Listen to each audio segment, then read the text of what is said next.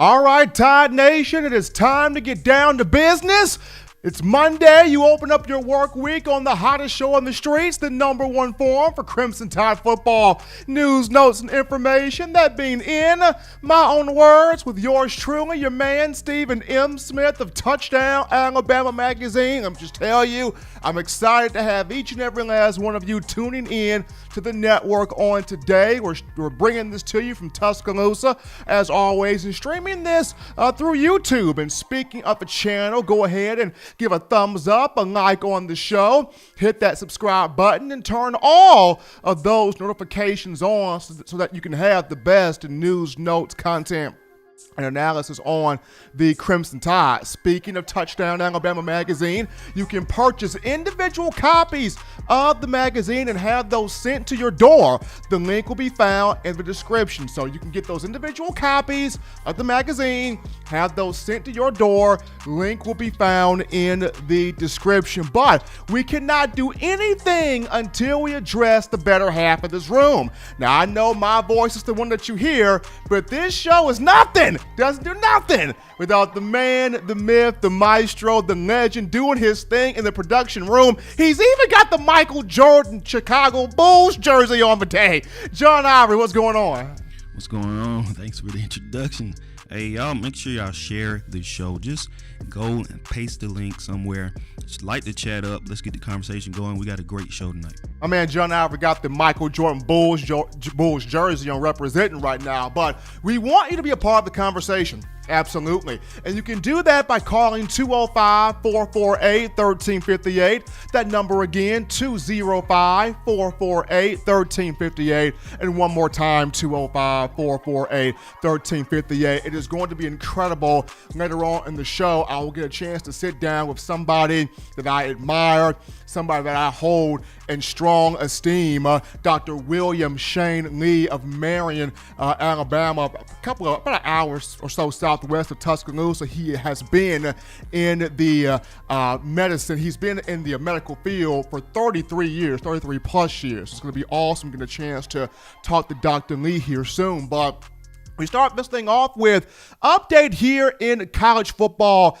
SEC Commissioner Greg Sankey and the 14 athletic directors that make up the conference, they were in Birmingham on today, meeting to discuss what are we going to do. We have seen the Big Ten, the Pac-12, and the ACC all make this move to a conference-only schedule for fall where football is concerned. So do we do the same thing as the SEC? Can we keep a full schedule? Will we be able to play football? So a huge meeting was held on today, and the verdict from the meeting was kind of the same one that people were talking about over social media prior to today. That being, Commissioner Sankey talked about how right now the SEC holding everything till late July. A move will not be made until late July if push comes to shove early August, but the move is late July. When it comes down to is the SEC at the point of having a conference-only look, Sankey said that the conference is not at that destination just yet. It's not there yet. However, he wants to see a change in the public health trends. So, wants to see a change in the public health trends. Right now, SEC not in that conference-only look yet. It has not reached that destination, but the move will be late July if push comes to shove early August. But that's coming from one Commissioner Sankey of the SEC, as he and the athletic directors that make up the conference met on today in Birmingham. But we jump into topic number one here, the conversation, ladies and gentlemen. And we are in a very interesting place in our world, our country, our nation. When you look at the global pandemic of the coronavirus, when you discuss, the idea of can we have a college football season, crossing all fingers for that, because a lot of people, myself included, wanting that to happen, a college football season. And when I looked at this, first topic right here, if I could create the perfect schedule for the Crimson Tide. Now, of course, the thought process is Does Alabama go to does Alabama go to a conference-only look? Can Alabama keep a full schedule? That's the debate right now. But to me, if you could create the perfect Alabama schedule for this day and time, especially if a season happens in the fall here, I've crafted this schedule based on a number of different things. First and foremost, I've crafted this based on the excitement and energy of the fans, for this to be a entertaining schedule, exciting schedule, challenging schedule, compelling schedule. For you as a fan, I've crafted this schedule for you to think, if I don't go to these games, if I don't watch Alabama play this team, but I'm questioning myself as a fan, am I really a fan? So this schedule dives into the appeal, the competitiveness, the challenge, the fun, the excitement in terms of the fans, but it also goes into, the TV ratings, having these games to where the TV networks are fighting for these games. ESPN, CBS, Fox, ABC, they're all fighting, for these games. And then last but not least, the schedule was crafted for national media to provide a challenge to see, could they find a flaw in this Alabama schedule? So peep this out, folks. Perfect Alabama schedule according to yours truly. And you can all thank Willie351 for this idea.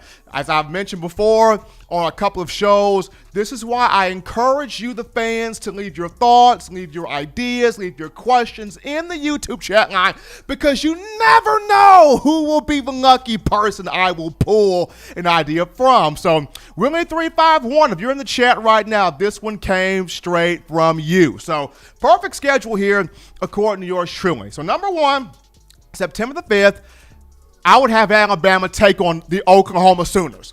Bang. Right out the gate. Alabama-Oklahoma's a lit matchup.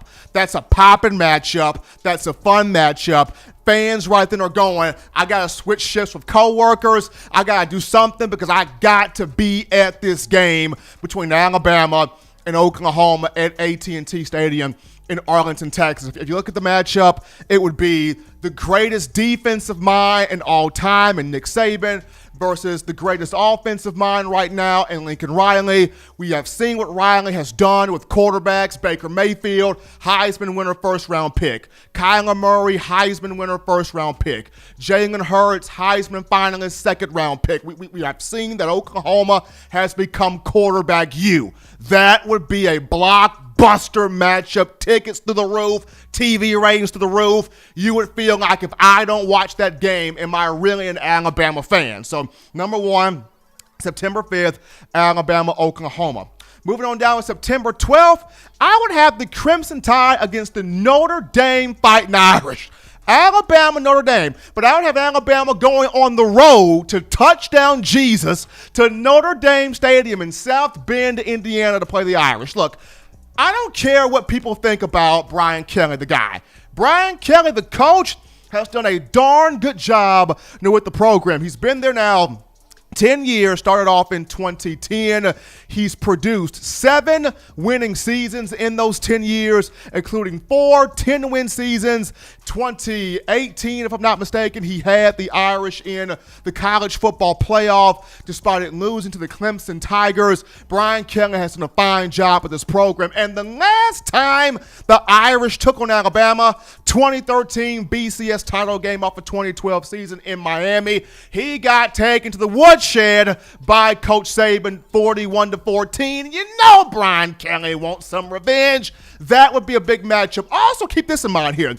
Do y'all not recognize how in this decade, 2010 to 2019, under Nick Saban, Alabama has only had one season opening matchup where the ratings were sky high, through the roof. Everybody watched that game. And that was the 2017 season opener against number 3 Florida State. That game had a rating of 6.9, highest rating for week 1 that season, 6.9. It was viewed it had 12.3 million views, 12.5 million streams. That's been the highest rated game. The last 2 seasons, Alabama's had some low rating season openers. The The Louisville matchup 2018 was low rating. The Duke matchup 2019 was low rating. You get Notre Dame, two pristine powers, two big-time traditional programs, two money-grabbing programs like TV contracts will go bonkers trying to figure out who is going to get this matchup. So number 2, I would go Alabama at Notre Dame. And number 3, Saturday, September 19th, of course, Alabama playing Georgia inside Bryant-Denny Stadium, keeping that one the same. September 26th, give me Alabama, South Carolina. The Crimson Tide took on the Gamecocks on the road last season. It would get South Carolina at Bryant-Denny this time around. And like I mentioned on a previous show, last year's game was kind of fun. It was sort of interesting. It was, intriguing with Ryan Holinsky at quarterback. Now, of course, Alabama had some injuries on defense. Let's be honest about that right there. But it was a pretty, entertaining matchup, to say the least, between Alabama and South Carolina. October 3rd, the Tide would continue with Ole Miss going to Oxford, Mississippi, the Lane Kiffin factor, playing against the Rebels there. October 10th, you would keep Alabama against Arkansas, going on the road to face the Razorbacks at DWR Razorback Stadium. October 17th, you stay with Mississippi State against the Crazy Pirate and Mike Leach at home, Bryant-Denny.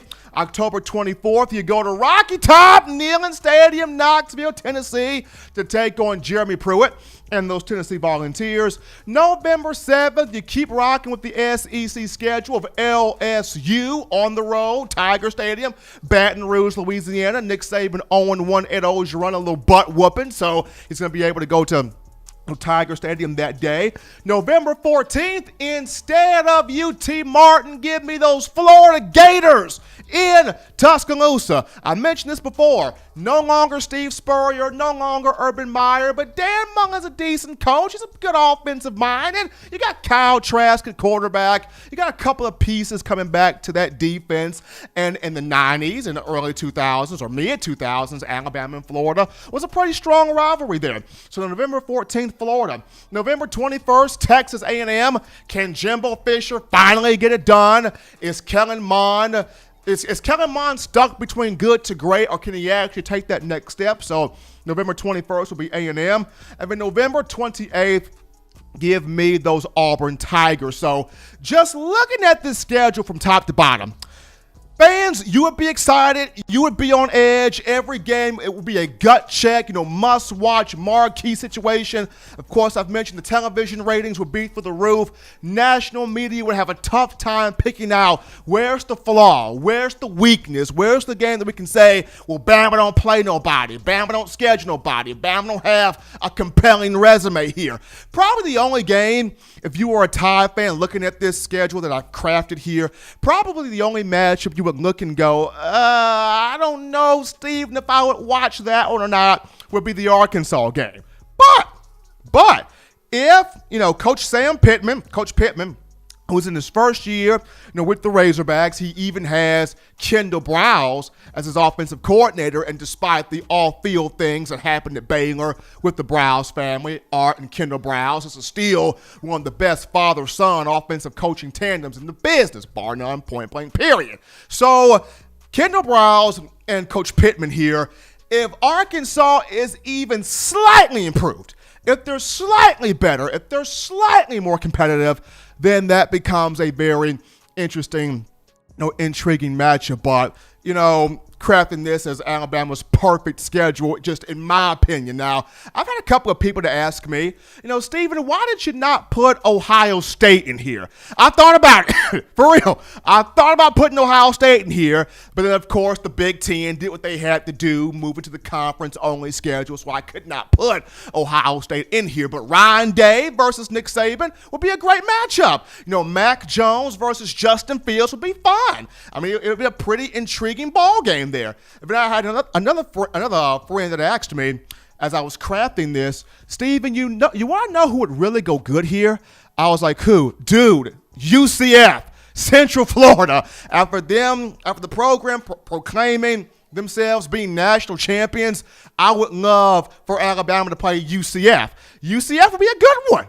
UCF would be a fun one, but I don't think they have Mackenzie Milton at quarterback and that's a deal breaker for me. If it had McKenzie Milton, then I would consider putting UCF in here. But because I don't think they have McKenzie Milton anymore, it would kind of be lackluster, a liability for me. But that's just perfect schedule coming from yours truly in terms of Alabama. Before we take our first break here, got to remind you about Emily's Heirloom Pound Cakes. Emily's Heirloom Pound Cakes. If you use the code TDA Emily's, you can get 10% off all orders over $30. The link is in the description. So Emily's Heirloom Pound Cakes, if you can get 10% off all orders over $30 using that code TDA Emily. So upon our return from the break, we dive into your phone calls, your tweets, your chats, your concerns. Let's talk Bama, and let's talk it after this.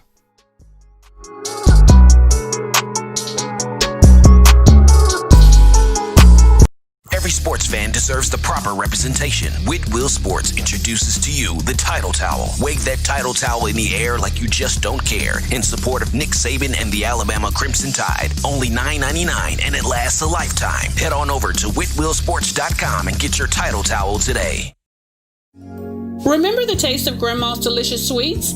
Emily's Heirloom Pound Cakes brings back those precious memories with just one bite. Each cake made from scratch. They make the perfect dessert to share with family and friends for any occasion, and ordering is easy. Visit Emily'sHeirloomPoundCakes.com. Click the online store and shop. Then pick up your fresh cake at the kitchen in downtown Homewood. Order yours online at Emily'sHeirloomPoundCakes.com. Emily's Heirloom Pound Cakes, making memories from scratch.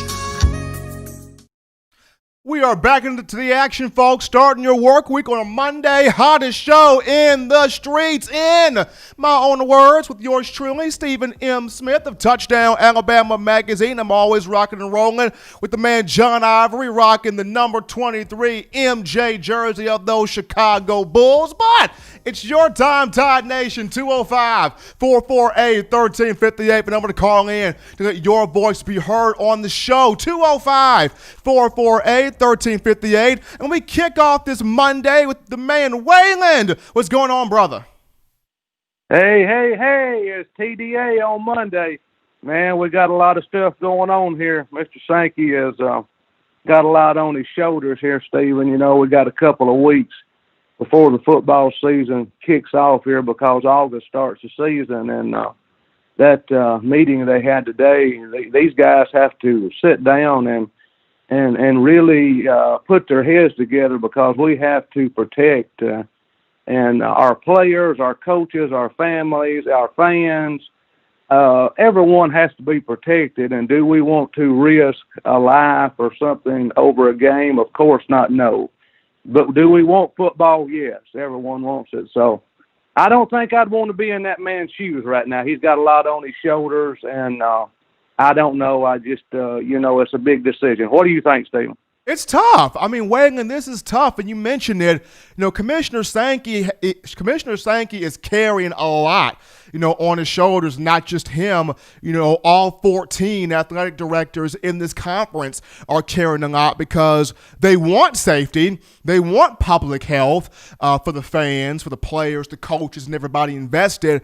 But at the same time, in the South, we know how valuable and how important football is, from playing Pee-wee ball to, Pop Warner League to high school ball to, of course, you get to college and the pro athletes as well. But in the South, everyone knows how important that gridiron game is. So you want to make a decision that promotes, happiness and peace for everybody. Of course you do. But we also live in a society, Wayland, that you may make a decision that you think is beneficial for everybody, but not everybody will have that same opinion. So, hopefully Commissioner Sankey and the rest of the leaders within this conference, they're able to reach a firm agreement soon. Absolutely. So I know there's a lot of people want to be in the queue. They'll make the decision exactly. They got the education and ability to look at all the statistics and facts and make the correct decision. Thanks, everyone, for all that love on Friday's poem. We're going to try to get that fixed up on a nice letterhead and maybe send it down to TDA and then get them to put it on the wall or set it up there. That was from all the fans, how we love TDA down here. Oh, it's going on the wall, Wagon, no doubt. It's going right on the wall. Well, it's going right there. I sure do appreciate that, Stephen. Like I said, hello to everybody in the chat. Thanks for the love. And I'll be glad to share my poems with anybody, give them to them if you can read them. But I'm going to leave everybody with one word tonight. I want y'all to listen. Revelations 3:8. I have opened the door for you, no one can close. So that's what we got to remember during our football season here the next 2 weeks, and let these guys make the correct decision. They'll have the correct decision. The main man upstairs give them the guidance and put that correct decision in their head where we'll be able to play football or not. So y'all have a good Tuesday. We'll see y'all Wednesday. And y'all be good, Stephen, down there. Bye-bye, everyone. Appreciate that, Wagon. We got Wagon the poet, Wagon the pastor, Wagon doing, everything here, keeping us rocking and rolling as always here on the show. But interesting topic here of conversation as these preseason award watch lists starting to come out now, and the first one made its way on today in the form of the Maxwell Football Club out of Philadelphia, Pennsylvania. The Chuck Bednarik award watch list came out, and 2 Crimson Tide defensive players on that list, that being one Dylan Moses and one Patrick Surtain II. 2 guys entering their junior year. Well, Surtain entering his true junior year, and Dylan Moses getting the opportunity to relive his junior year after not having his initial year in 2019 due to a knee injury. But both guys here making that list. And, Dylan Moses, first and foremost, we all know, 5-star from Baton Rouge, Louisiana. He came in the 2017 class, his freshman year, 30 tackles, 5.5 tackles for loss, 1.5 sacks, made the all-SEC freshman team. In 2018, he took a big jump forward, 86 tackles, 10 of those for loss, 3.5 sacks, was the finalist for the Dick Butkus Award, which goes to the nation's top linebacker. But this past year, he wanted to be on the field this season, of course, could not, but he's excited to be on the field this season, keeping our fingers crossed for, a college football campaign. So that's Dylan Moses. On the other end, Patrick Surtain II, another 5-star from Plantation, Florida in the 2018 class. He's had a good 2-year career thus far, 79 tackles to span those 2 years, 15 pass breakups, 3 interceptions. He had a decent sophomore year last year, but didn't quite pop the way Tide fans, you guys, would have liked for him to pop. So he envisions himself being more of a leader in this upcoming season here. So when you look at Alabama players, former guys who have won the Chuck Bednarik Award that goes to college football's Defensive Player of the Year, according to the Maxwell Football Club, Jonathan Allen won the award in 2016 for the Tide, and in 2017, Minkah Fitzpatrick, won the award as well. Both of those 2 young men would go on to be first-round picks in their respective draft classes. So keeping all hopes, keeping all fingers crossed for a season, but it's good to see how both of these young men, Dylan Moses and Patrick Surtain II, both on that Chuck Bednarik Award watch list. But it's and so on top of that, you look at what's interesting here is, another piece of information that came out was JT Daniels, who originally was the quarterback for USC. He transferred from USC to Georgia along with one Jamie Newman. The entire offseason, the conversation had been on Jamie Newman, y'all. Georgia reporters, beat writers, fans comparing Newman to Cam Newton, comparing Newman to Jalen Hurts, the dual threat ability that he has. Everybody was pumping up Jamie Newman. Newman was on a lot of Heisman odds for different, outlets. I think his Heisman odds were 14-1, if I'm not mistaken. So a lot of people were high on Newman, but Georgia also brought in JT Daniels, and according to reports have come out, Daniels is going to be eligible. He's going to be eligible to play for the Dogs. He got the waiver cleared by the NCAA. He will be eligible to play immediately for Georgia. And now you're starting to hear people of the Bulldog fan base, chirp out, JT Daniels does have a little bit more oomph. He has a little bit more. He gives us a little bit more comfortability than what Jamie Newman does. So early on, the conversation was Jamie Newman. He's the guy. He's the man. He's the Heisman hopeful. He's a guy that's dual threat quarterback. He could potentially be the guy that can put it on Nick Saban when Georgia comes to Tuscaloosa on September 19th. But now with JT Daniels coming up in here, the transfer from Southern California, now the talk is on JT Daniels. So, John, I'm going to ask you this question. Do you fear any of the two, Newman or Daniels, as of right now? Do I fear them? Yeah. No. Do they give you any cause for concern? Not at all. So John Ivory saying no cause of concern between either Newman or JT Daniels, but it's going to be interesting. Georgia brought in both graduate transfer quarterbacks, one from, as I mentioned, USC, the other one from Wake Forest, and both guys can play. Both guys have a lot of skills and abilities. It's just interesting how out the gate the conversation was Jamie Newman, just right out of the gate. But then now with Daniels coming in here, people are starting to talk more about him. But it is what it is. We will see what happens moving forward. But we take another break here on the show. Continue to light up the YouTube chat line with your thoughts, questions, concerns, viewpoints, chats. Also light up the call lines as well. 205-448-1358. 205-448-1358. Want to hear from you. But upon our return from the break, we will sit down with Dr. William Shane Lee, the family medical specialist out of Marion, Alabama. I'm excited for it, and you will hear him right after this.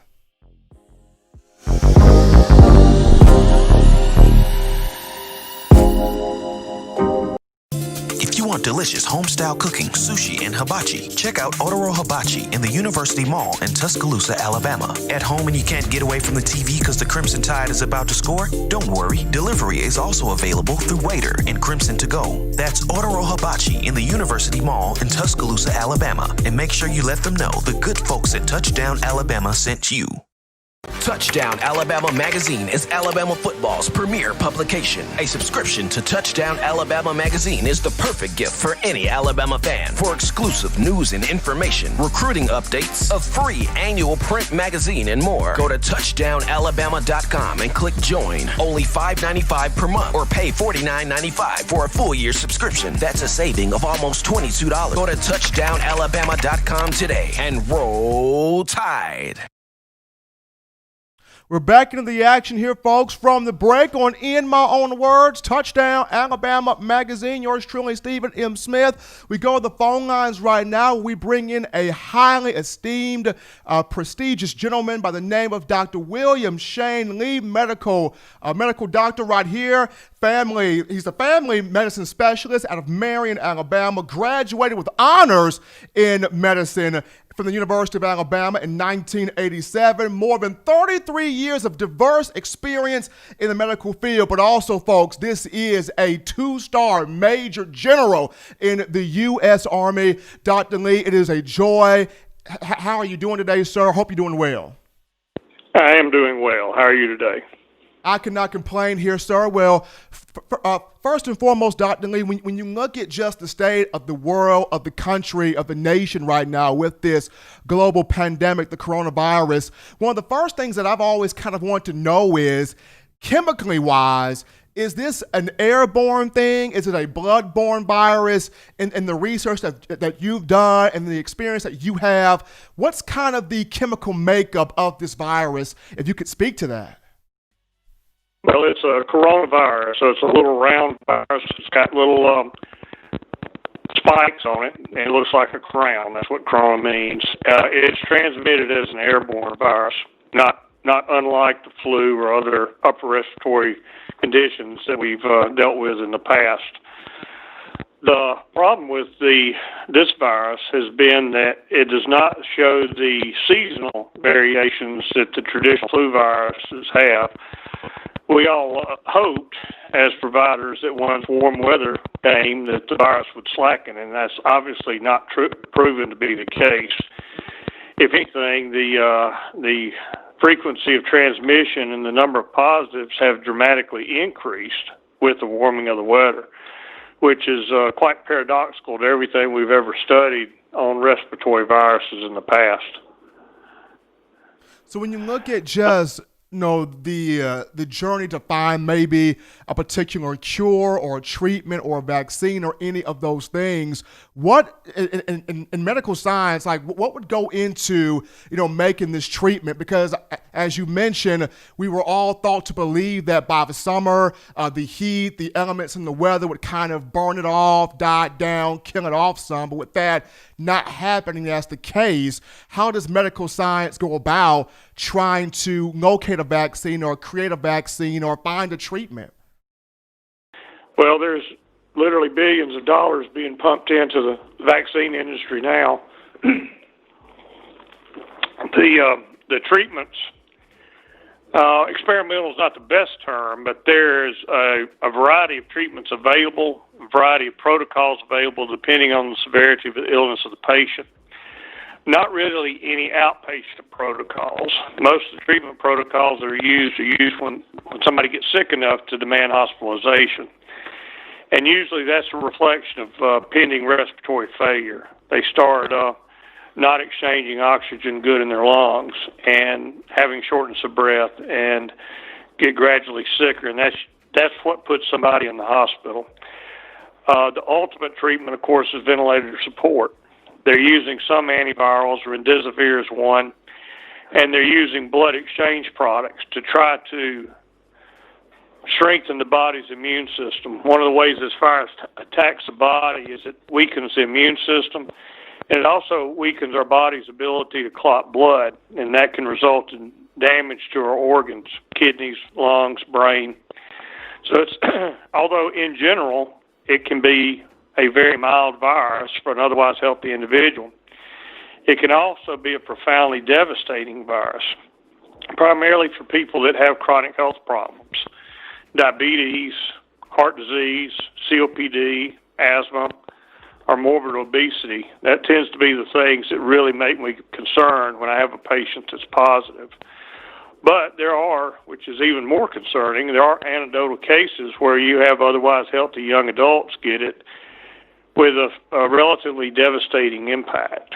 So it's nothing to be taken lightly. It is proven to be a very, very severe disease that, each week we hope that, okay, this is our spike. It's not going to get any worse. We're going to start seeing a downward trend. And so far, that's not been the case.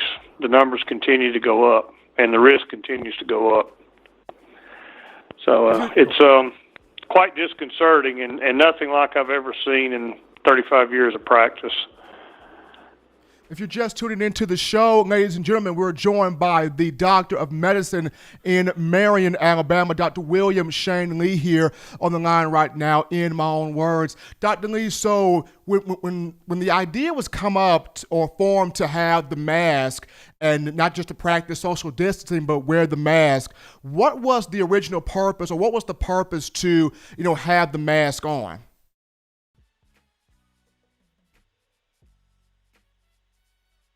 Dr. Lee, you there, sir?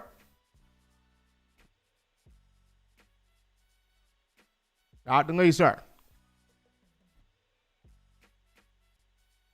Well, as we try to get Dr. Lee back here on the phone lines, medical doctor William Shane Lee out of Marion, Alabama, over 33 years of diverse experience in the medical field. We were talking about the coronavirus and just, is it an airborne or bloodborne disease, airborne or bloodborne virus, and also just the purpose of trying to find the cure, find the vaccine, the purpose of wearing the mask. I know another question, and we can get them back on here, that I wanted to ask was the prospects of potentially maybe, trying to have a college football season, seeing how Dr. Lee is also a very avid, college football fan, as well. I believe we have him back on here. Dr. Lee, you back on, sir? Yes, sir.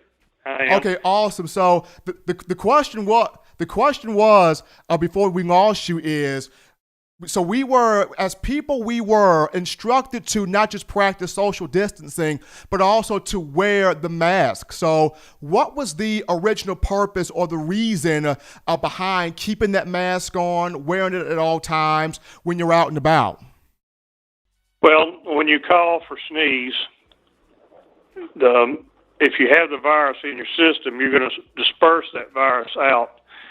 Also, if you smoke a cigarette and you have the virus, or you vape and you have the virus, and that fog that comes out when you smoke or vape, that's going to be viral laden. It's going to have virus in the particle. So the mask protects others from you if you have the virus, but it also protects you from others. So it's a two-way protective device. And it's not foolproof. I mean, people that have been very conscientious about to wear the mask and social distancing still can get the infection, but it certainly minimizes the risk. And right now, it's the best imperfect tool we have out there to try to minimize the spread. And as we look at this potential of trying to have a college football season, Dr. Lee, knowing that you are an avid college football fan, just from your expertise and what's been going on with the different cases and different programs, what do you see as realistic prospects of trying to have a season? I know a lot of these athletes have tested asymptomatic, not showing any symptoms, but realistically, what do you see as the prospects in trying to have a football season? Well, I think at best you're going to see games with dramatically reduced stadium attendance. But that's still up in the air. And unfortunately, that's a big train, and once the train gets rolling, it's hard to stop. So they have to make decisions well in advance of the first game, the logistics of putting on producing a major college sporting event. It's not something you can shut down 2 days before the event. So I think we're getting close to the red line where they're going to have to make a decision one way or another. I would say certainly by the end of July, the 1st of August.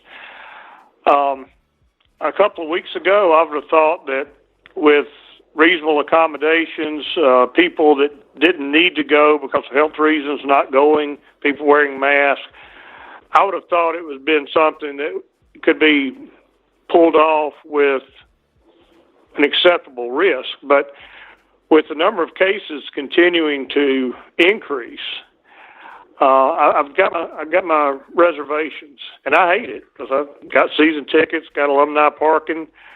It's my wife and I's favorite thing to do, and we live and breathe it. But I think you've got a good chance of there not being a season at this point. Gonna be a tough one there, Dr. Lee, if that happens right there. But folks, we are joined here by Dr. William Shane Lee, Doctor of Medicine out of Marion, Alabama, over 33 plus years of experience in diverse expertise in the medical field. Dr. Lee, as always, we appreciate you so much for coming on, taking time out of your day to spend with us here on the show. You take care, be safe, be good. All right. Thank you very much, sir. Have a good evening. You too.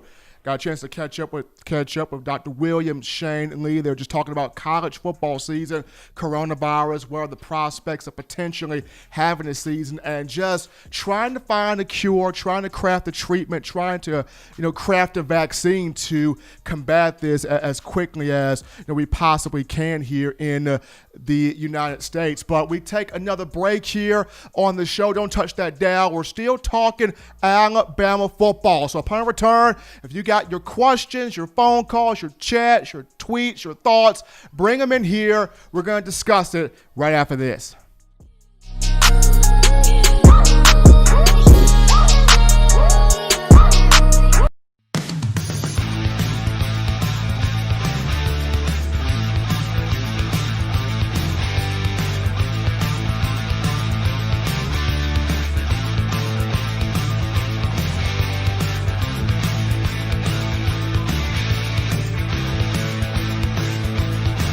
T-Town Menswear in the University Mall in Tuscaloosa. Touchdown Alabama Magazine is Alabama football's premier publication. A subscription to Touchdown Alabama Magazine is the perfect gift for any Alabama fan. For exclusive news and information, recruiting updates, a free annual print magazine, and more, go to touchdownalabama.com and click join. Only $5.95 per month or pay $49.95 for a full year subscription. That's a saving of almost $22. Go to touchdownalabama.com today and roll Tide. Okay, Bama fans, we're back in from the break, rocking and rolling on a Monday to start your work week on the #1 source for Crimson Tide football, news, notes, and information in my own words with yours truly, Stephen Smith of Touchdown Alabama Magazine. It's your time, Tide Nation, 205-448-1358, and I'm going to call in to let your voice be heard on the show, that being 205-448-1358. But before that, gotta always do this right here. In my own words, fans, given everything going on surrounding the pandemic, as a small business, we rely on you, the fans, to keep us going. The biggest thing you can do the biggest way you can support us, is to be a subscriber to Touchdown Alabama Magazine. Just $5.95 a month, and you can have the latest information on all things Alabama, get an annual magazine, and also have exceptional recruiting news from our own Justin Smith. We want you to be a part of our community, and the best way to compliment us is being a subscriber. You can subscribe to Touchdown Alabama by going to touchdownalabama.com and click join. Your support is much appreciated. So definitely go to touchdownalabama.com, hit join, and be a part of our family, our community, as we're giving you the best in Crimson Tide news, notes, and information. But 205-448-1358 for them to call in to let your voice be heard on the show. We got a call in the queue right now. What's going on? Hi, Stephen. This is Jeff from Clanton. What's going on, man? I missed the update about Greg Sankey and what they talked to the coaches. What was that conversation about? So that conversation with Sankey and the athletic directors was trying to figure out, what are we going to do? Are we going to have a conference-only look? Are we going to keep a full schedule? Like, at what time are we going to make our decision? I know over the weekend, the rumors were, flirting around with between either late July or early August to make that decision on a conference-only season, keep a full schedule, whether we have football or not. But according to Sankey on today, he is sticking with the same thought process of he will not speak, the SEC will not make a move until late July, early August. Thank you. Do you think that the Big 12 do the same thing? Well, right now, yes. Big 12 Commissioner Bob Bowlesby has not said anything. I remember on last week, Baylor's athletic director, Mark Rhodes, did not say anything as well. They knew that the Big 10 was going to go in that direction. Now, the Big 12 is keeping the conference-only model as an option, but like the SEC, it wants to have a full schedule right now. So both conferences are waiting things out until late July. I would kind of have the week of July 27th, that Monday, under a microscope. That week a response could come. All right. Well, thanks for taking my call. Roll Tide. Appreciate that. I know everybody concerned about trying to have a college football season. Commissioner Sankey looking at between late July and early August to make that move there. But what's cool in this time that we're in is you still have Alabama players still training, still working out, still trying to perfect, their craft. And one of those guys happens to be quarterback Paul Tyson. Quarterback Paul Tyson, who came in the 2019 class out of Hewitt-Trussville High School here in Alabama, the 4-star, the great-grandson of Paul W. Bear Bryant, legendary Crimson Tide coach. Tyson's been working with a quarterback developer this offseason, a man by the name of Lavelle Durant. So Lavelle Durant, who does the Lavelle Durant Elite Quarterback Training Camp. Durant is out of Seattle, Washington. He played quarterback in high school. He also played running back, a little bit of defensive back as well. He went to multiple junior colleges. Of course, he did not get that opportunity to be a big-time professional athlete, but he's taken his talents to train the next wave of big-time arms, and one of those guys being, Tyson here, working on his mechanics, working on his footwork, his ability to plant his feet, throw on command, roll out and throw, just getting all of those mechanics tight and toned. As Tyson, 6'5", 240 pounds, has completely filled out his body, and a guy that when I've been able to talk to people around the program about him, they speak so highly of his ability to process information. Keep in mind, this is a guy in Paul Tyson that made a 34 on the math part of the ACT.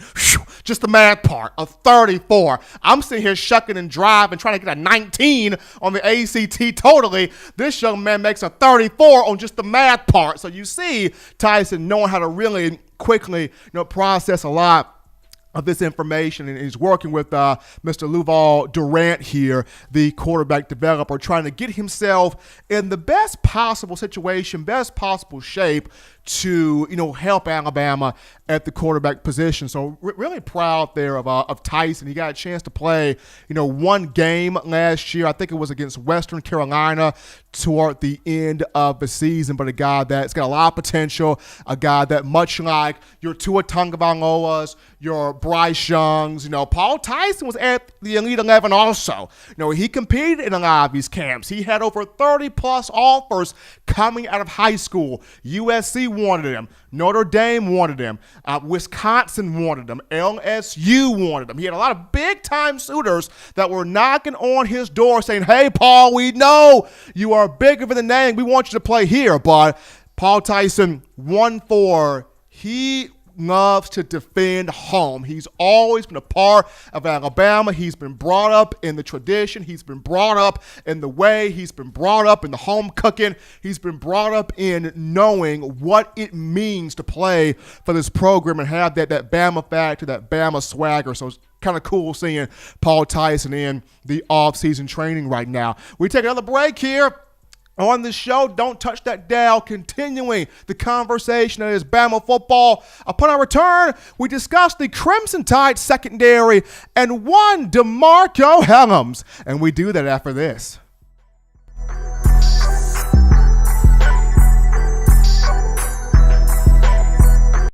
If you're an avid Alabama Crimson Tide fan and you love to flaunt it, then show your Alabama Crimson Tide support by grabbing the All-Bama sneakers. They feature bold Crimson Tide graphics, so no one will be able to question where your allegiance lies. When you add these sweet sneakers to your Alabama Crimson Tide collection, go to STSfootwear.com and use the code TDAlabama for $15 off your purchase. That's code TDAlabama for $15 off your purchase. Go to STSfootwear.com and get your All-Bama sneakers today.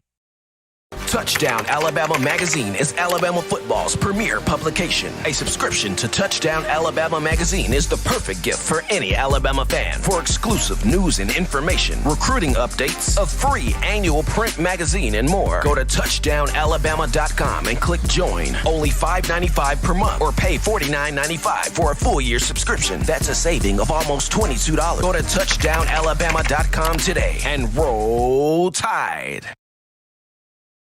All right, people, we are back in from the break on the number one source for Crimson Tide football, news, notes, and information in my own words with yours truly, Stephen M. Smith of Touchdown Alabama Magazine on a Monday. Joined here as always by the man John Ivory in the production room. As always, be sure to give a like on the show, give a thumbs up on the show, hit that subscribe button, turning all of those notifications on so that you can have the best in commentary on your Alabama football program. Appreciating all of you for checking us out on today. And we go to another question that I pulled out from the YouTube chat line on last week, and that goes to this Alabama secondary.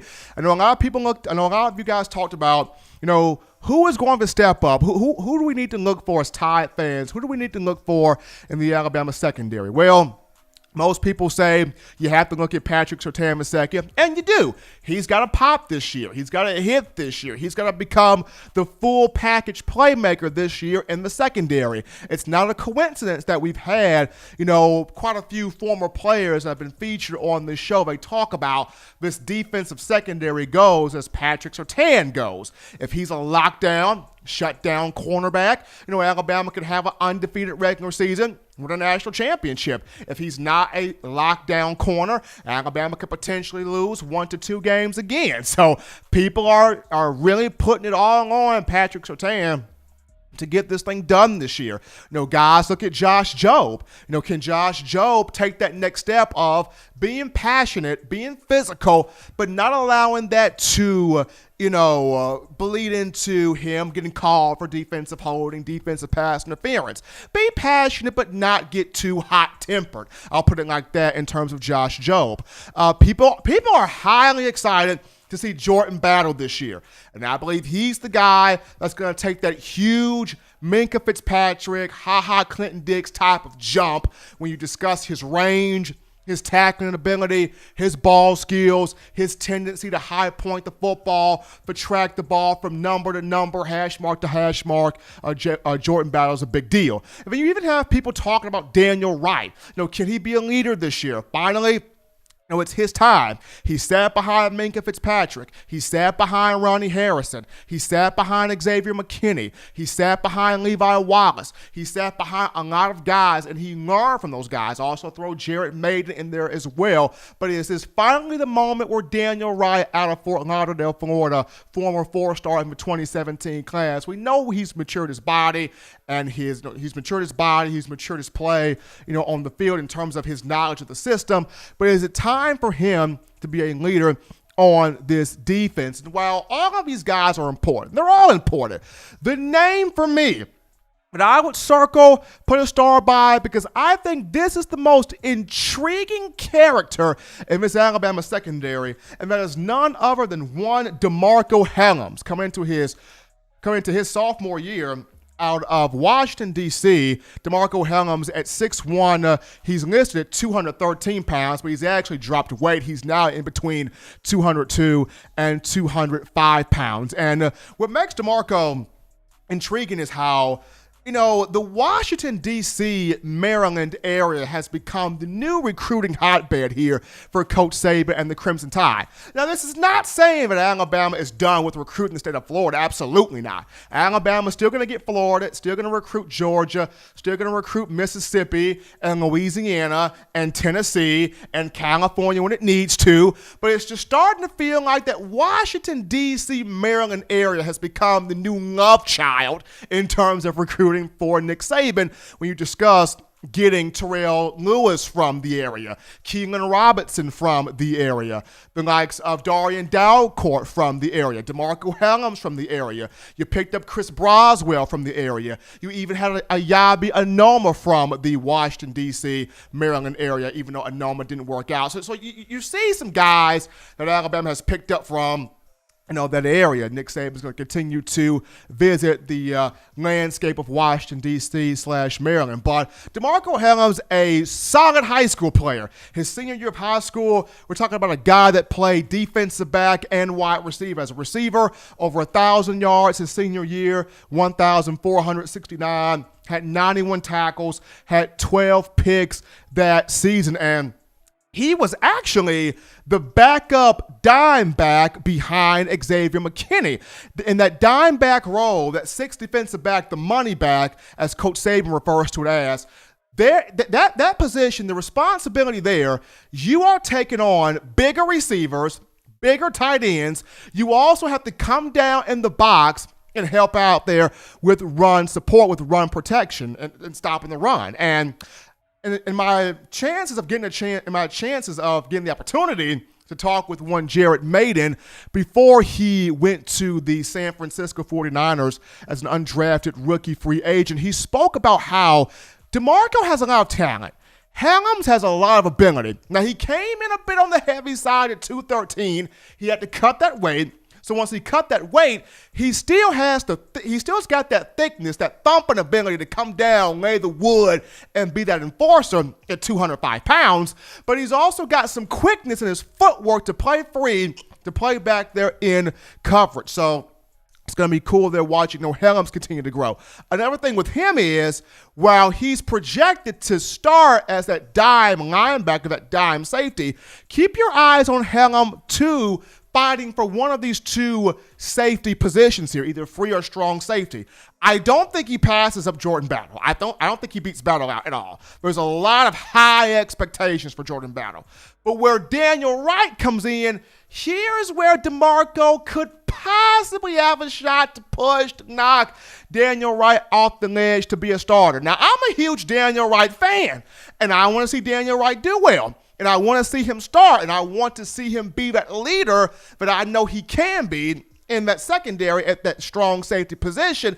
But if there was a situation, if there was maybe a moment where Demarcco Hellams can push, once again, just like the dime safety position is that enforcer role, the strong safety position is an enforcer role too, as you're still taking on receivers. You're still lighting up tight ends coming across the middle of the field. You're still walking down into the box and boom, putting your hat on a running back, knocking that guy backwards. So Demarcco Hellams, to me, very intriguing piece here. He's a guy that you got to circle, put a star by, and go, this guy's interesting. Everybody wants to see Patrick Surtain pop, myself included. People want to see Josh Jobe step up, be physical, play smart and intelligent, myself also. People want to see Jordan Battle take that huge jump. I do as well. And Daniel Wright become that leader. And there are other guys like Jalen Armour-Davis, like Marcus Banks, like Brandon Turnage, like Jaquez Robinson, among others. The secondary is just littered with big-time talent. But if I had to put my finger on who's the most intriguing piece, who's the most interesting piece, I would go with one Demarcco Hellams at that safety position. But folks, we're going to take another break here, folks. When we come back, we'll put a bow on this thing, wrap up this Monday edition of the show. Don't touch that dial, folks. We're coming back.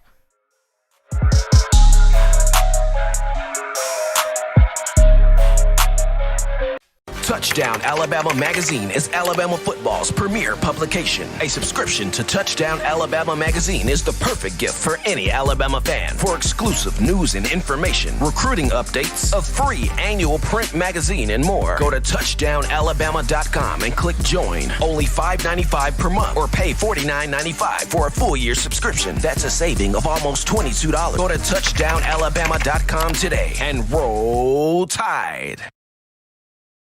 Back into the action, folks. In my own words, on a Monday, appreciating every last one of you for checking us out on today. As you guys in the chat are talking about the Washington Redskins changed their name, the NFL team. So what is the new name for Washington now, since they have gone away from the previous name? That's going to be interesting right there. But I mean, you might as well call them the Washington Roll Tides, all the Bama players on that team. When you look at Cam Sims and Sean Dion Hamilton, Deron Payne, Ryan Anderson, Landon Collins, Jonathan Allen. I mean, the list goes on. I mean, you might as well call them the Washington Roll Tides.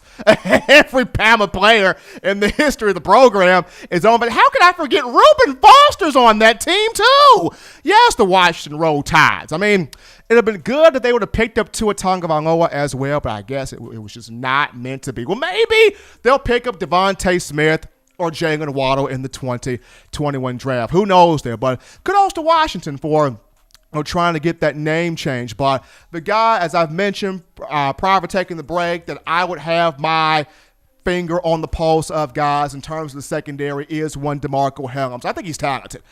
I think he's very talented. Now, if the chips fall as they are projected right now, he starts as the dime safety, the money back. But if there's an opportunity for him to snatch a starting spot, I will look at him in that strong safety role. I like Daniel Wright. I'm not saying I don't. Love the young man. I think he's a really good player, talented athlete.